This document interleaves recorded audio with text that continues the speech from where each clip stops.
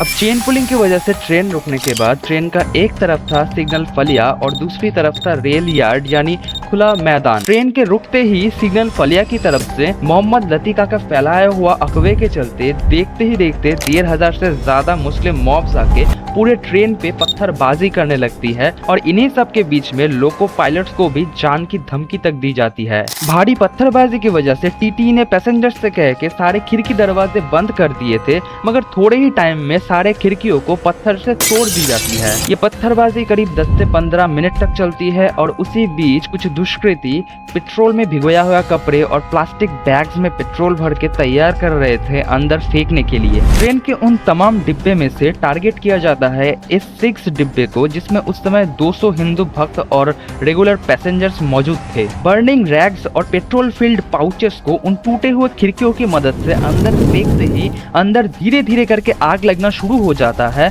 और पत्थरबाजी करने वाला उस भारी मात्रा में मौजूद भीड़ का फायदा लेते हुए 2-3 दुष्कृती S6 और S7 के बीच के पैसेज को काट के फोर्सफुली अंदर घुस के कुछ 60 लीटर्स के पेट्रोल फिल्ड कार्बॉयस को अंदर गिरा देते हैं। कार्बॉयस के अंदर गिरते ही अंदर एक भगदड़ मच जाती है और जो लोग उतने से टाइम में उस S6 डिब्बे से निकल पाए थे वो लोग तो बच जाते हैं, मगर जो लोग नहीं निकल पाए थे उनका या तो उस भीषण आग में जल के मौत हो जाती है और या तो फिर वो लोग हेविली इंज्योर्ड हो जाते हैं। उस भीड़ के द्वारा पुलिस और फायर ब्रिगेड को भी थोड़े टाइम के लिए स्पॉट पे पहुंचने से रोका जाता है, मगर फिर जब पुलिस अपनी फोर्स का यूज करते हैं तब सबको पीछे हटना पड़ता है। फोर्स जब तक ट्रेन तक पहुंचती तब तक शायद बहुत देर हो चुका था और साबरमती एक्सप्रेस का S6 और S7 डब्बा जल के अंगार हो गया था। आगे जाके उसी दिन करीब 11 बजे उन मुस्लिम मॉब्स के द्वारा एक और बार साबरमती एक्सप्रेस पे अटैक करने की कोशिश की जाती है, मगर पुलिस फोर्स की मौजूदगी से वो लोग कामयाब नहीं हो पाते। खैर आखिर में उसी दिन 12:40 पे साबरमती एक्सप्रेस अपने S6 और S7 डब्बे को